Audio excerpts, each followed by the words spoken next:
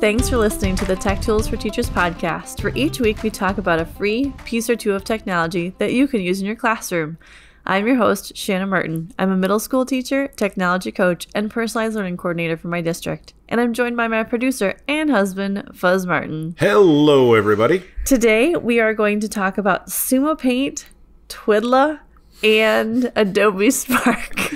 Shanna's laughing because I've been waiting to say wicked Twiddla. For at least half the day today. At least half the day. I've been saying it for at least half the day. And you could imagine if you're married or have a significant other like me, that's probably getting on your last nerve. So thanks for letting me say it.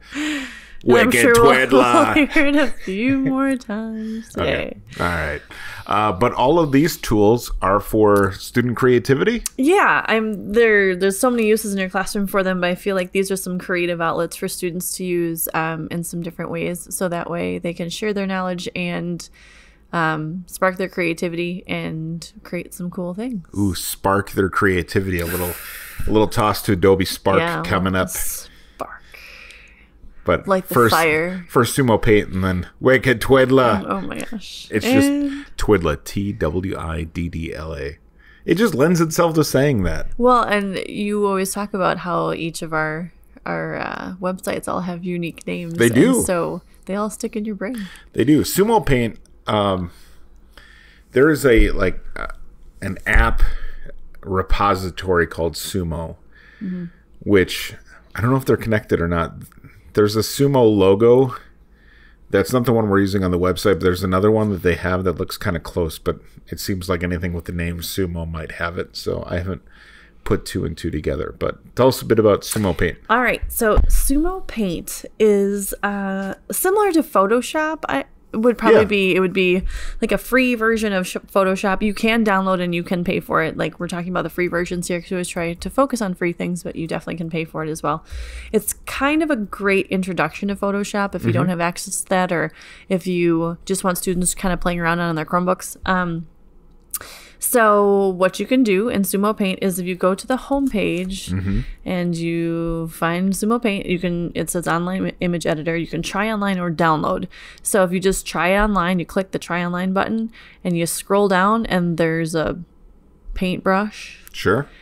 And there's the screen pops up. It's just a white space, and you got your tools on the left-hand side, and you're across the top. You have your. It looks very much like Photoshop if you've ever used Photoshop. And so from there, you can draw if you want to. So you can pick your pens and your markers, and students can pick different shapes and create things from there. And then your other option is to go to File and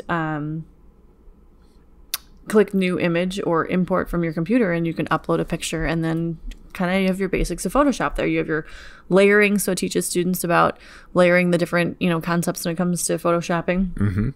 And there's pens and erasers and ink tools and cool backgrounds they can add, and cropping tools and all those types of things that you can add to it.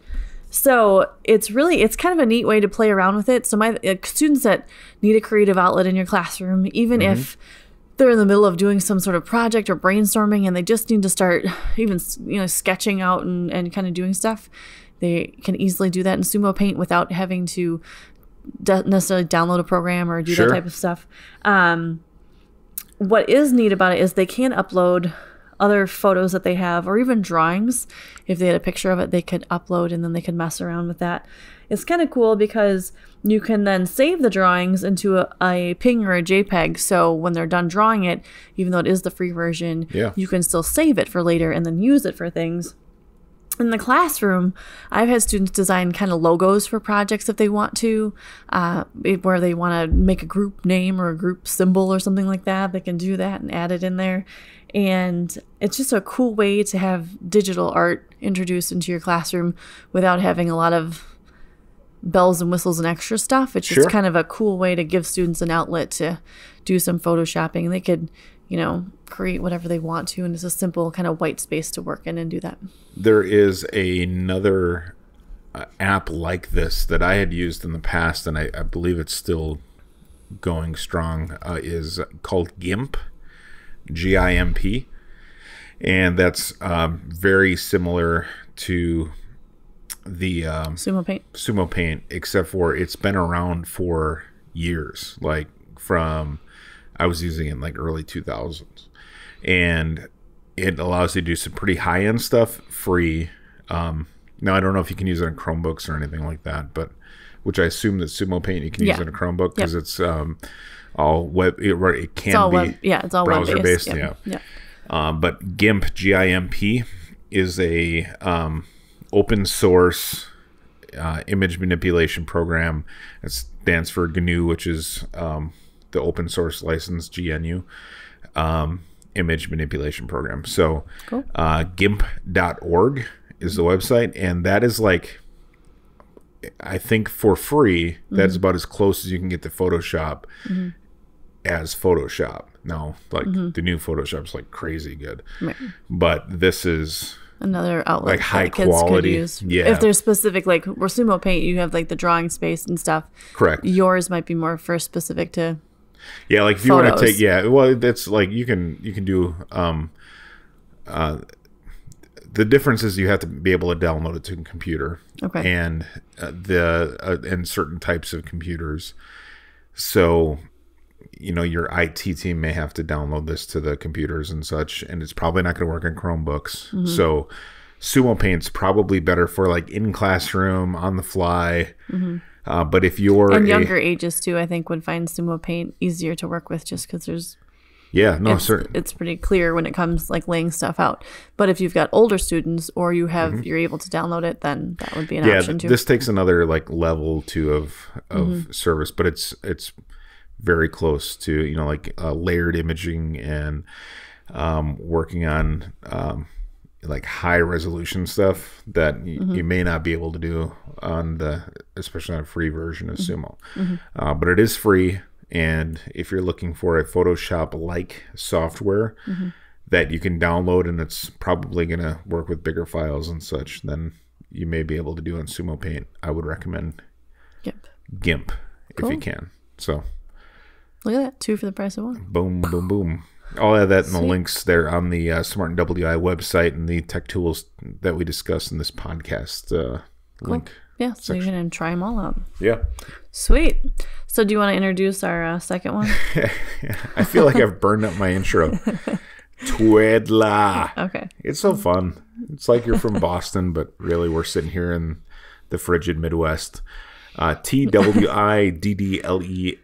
Or no. No. No A. No E. Twiddla. I wanted to spell it Twiddler.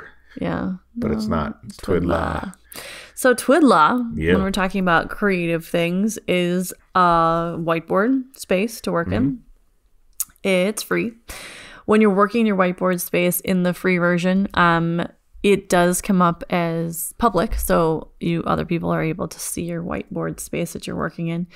What's cool about it is you can share your link and have more than one student working within this white space as needed. So it's kind of cool where you can like join in.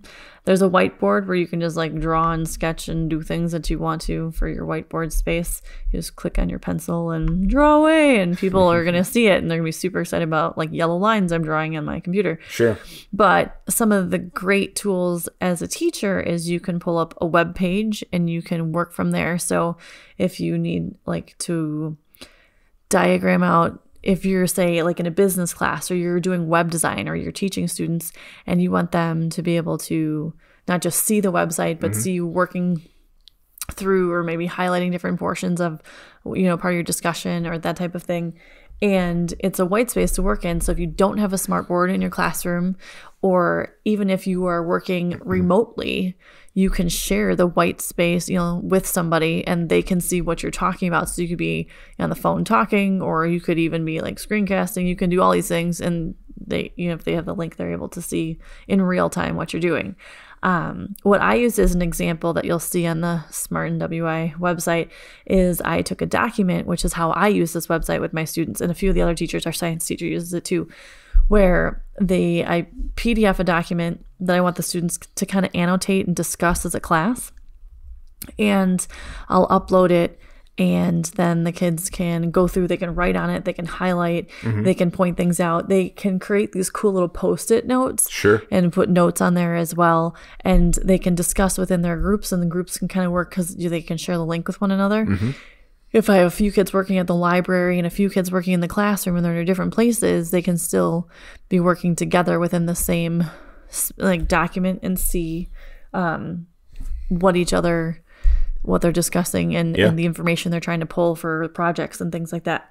So the document I did pull up, it's cool because the website I use is Engineer Girls, which is one of my favorite sites. It teaches girls about engineering and all kinds of like history of women in engineering and how to become an engineer. And so I just kind of showed an example using that website because I think that it's a cool website that kids should be exposed to. Certainly. And it's kind of just fun. So but yeah, there's Post-its and there's highlighters, and you can use documents, you can use web pages, you can upload images. So they can see you working on it in real time? In real time.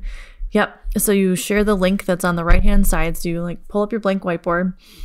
And again, if you have the paid account, of course, you have more options with things. Yeah, of course. And you can save your documents if you have the paid version. If you don't have the paid version, screenshot or something, then you can like do other things if you need to. But in the free version, you can share the link so you can see things in real time. Yeah. If you want to save your session, you can't with the free version. With the free version. Sure. But you can still see things in real time. If we happen here where we are in southeastern Wisconsin, if we get any more snow days, you're going to have to use this to teach your kids. I know, which would be super cool. Like, that is a great thing because it started coming up now quite a bit in schools that what if you have snow or cold days and learning from home and having that. And it's, on our news and stuff now, we've talked about it, that this would be a great way for students and teachers to be working and like learning from home if needed. It's not going to work in every single instance. No. And every family is different and their household setup. But man, if you could get around having to add days to the end of the year for how many days have you had off? 4. 4. 4. I know 5. MPS in Milwaukee has had 5 or 6 days off this year already. And we have 8 inches of snow in the forecast for Monday and Tuesday coming up in this following week. So it would be super cool if you could start using technologies like these to teach kids while they're at home. And the thought even too, kids can be reading books at home and then jump online and then share hey, this is this. They could screenshot or pull a document, show the information, and then walk people through whether you can turn audio on too, so you could walk people through your thought process or share your teacher okay, this is what I pulled from the article we read today, or that kind of information would be awesome. But yeah, there's just lots of things that you can do with it. And there's a lot of flexibility in it. And because you have the options of web pages and documents, and you could put PDFs in there and images, and there's just lots of cool things that you can add into it and brainstorm. Oh, and my little plug, I forgot. Best part? Yes. For those math teachers out there that feel like no website is ever created for a math teacher, on the bottom, you can pick images and documents and mathematical formulas, and you can type in mathematical formulas, and they actually show up in the correct layout. What? Ta-dee! Yeah, math. So I always because I work with math teachers, and I know they're always I can't ever find anything that's there's websites out there that definitely are just for math. Yeah. But when I'm trying to work with things that aren't math related, and then there's no how do I make a tools. sigma? Yeah, how do I? Yeah, so there's math formulas. That's pew, cool. Pew, pew. By the way, if you heard noise in the background, our dog is joining us this evening, and she's snoring. She's Hope bored, but she does not care about educational technology. But she's adorable. But we love her anyway. Finally, let's get to Adobe Spark, which I have to say is something sparking your interest. It is. Good call. It's making you sparkly. Yeah, this is working. Keep going with the dad jokes. Let's go. Is Sparktastical? I knew that was where you go.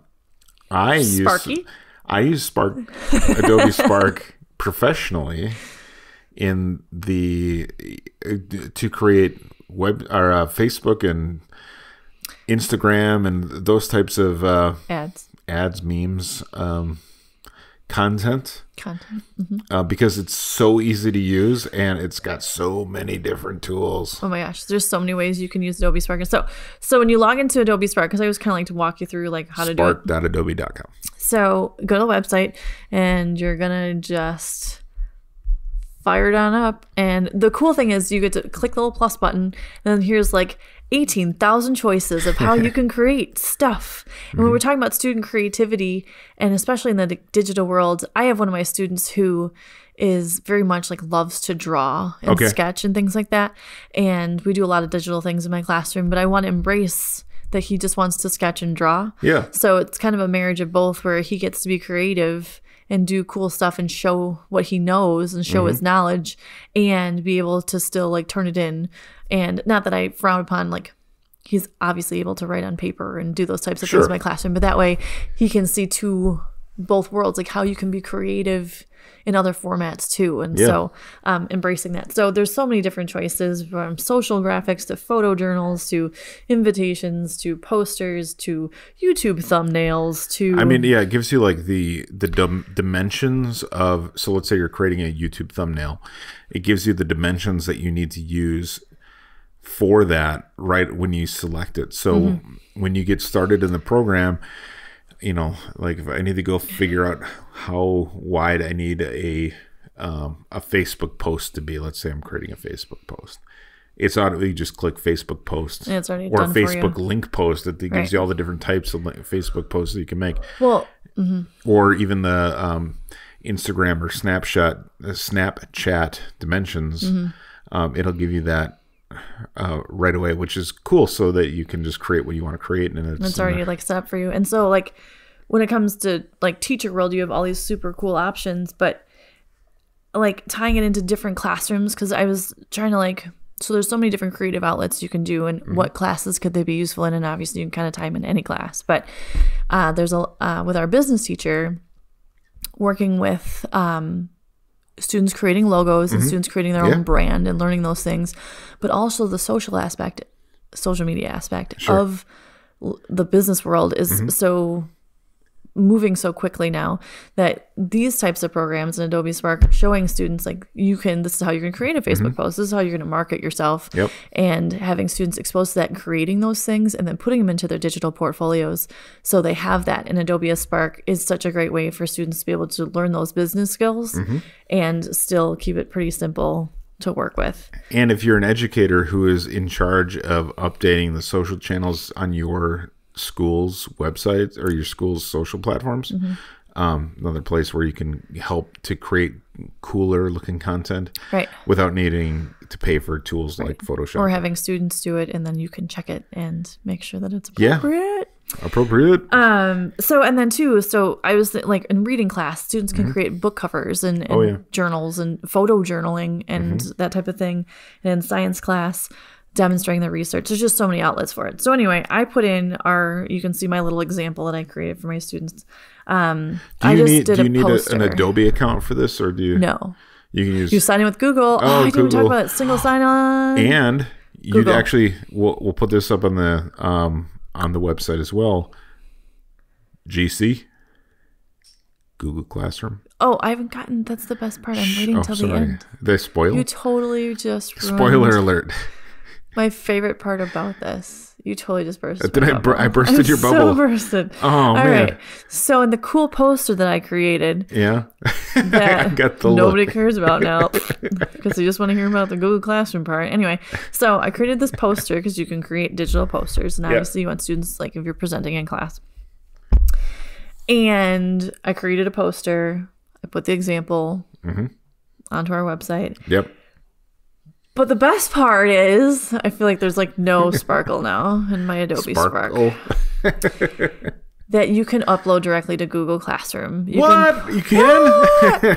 You can assign it as a material, an assignment, a question. Really? So you can pose it as any normal Google Classroom assignment choices that you have, or there's just the direct link if you want to just link it to something like in Facebook or something like that. Sure. But as a teacher, you're able to, here's my example, here's the assignment, or I created this little poster that says, you can be thoughtful, be helpful, be kind. And then I threw it into my Google Classroom. And then I just asked my students, how are all the ways that you guys can use Adobe Spark in class? So you can just pose a question with something that you have created. So if you want to spark your students' interest to get the discussion going, Spark their interest. To get a discussion going, you could create a quick visual to go with a question that you're posing to your class, and it's all right there and it links directly to it. And so I was super sparkly, and now I'm just like mostly sparkly. Now you're shimmering. You totally bursted my bubble. I was excited too. Can you tell? know. I didn't look at your postcards before, your note cards before. Yeah. Well. Anyway, so Adobe Spark. Put out your spark. The spark that causes the fire, that causes the flame. Yes. Hunger Games reference. Okay, so on that note, yes, Adobe Spark is fantastic, and what a great creative outlet, and teaching your students technology and ways of what else is going on in the world, or like when they see cool digital media out there. I mean, we all know they're on their social media all the time. Create something cool instead of just being the same. Maybe if you tell them like, hey, do this for class, but then also your Instagram game is going to be better than anybody else's. Right. Maybe they'll pay attention. You'll get more followers if you use Adobe Spark and actually learn something. Telling you. Yes. Well, there we go. Episode Ocho in the books. It is officially number 8, isn't it? It is. On the Ocho. I'm excited to get to episode 10 so I can hit 010 instead of 00 number on our podcast software. Ooh, fancy. Someday I should do a thing about what we use for podcast software and all the things that go into programming the show. We can do that. And we can podcast without all the fancy. Oh, and yes. Secrets. We'll do that. We'll do that coming up too. All right. I don't want to spoil anything else today. I know. Oh my gosh. Google Classroom. Thanks for tuning in. This has been the Tech Tools for Teachers podcast. If you ever have any questions, you can find me at Twitter at SmartInWI. And if you want to get more information on the links to the technology discussed in this episode, which was quite a bit today, you can visit smartinwi.com. New episodes are always happening each week. Thanks for listening. Go educate and innovate. And while you're on the website, be sure to check out the EdTech Directory, which will show you a link to all of the different links to all of the different technologies that we've discussed on the show up until this point, and we will update it each week. It gives you a link to the technology itself and to the episode on which we featured it. The ideas and opinions expressed on this podcast and the Smart and WI website are those of the author, Shanna Martin, that's her, and not of her employer, that's the person who pays you. Prior to using any of the technologies discussed in this podcast, please consult with your employer regulations. This podcast offers no guarantee that these tools will work for you as described, but we do this show because we hope they do. We'll talk to you next week. Thanks for listening.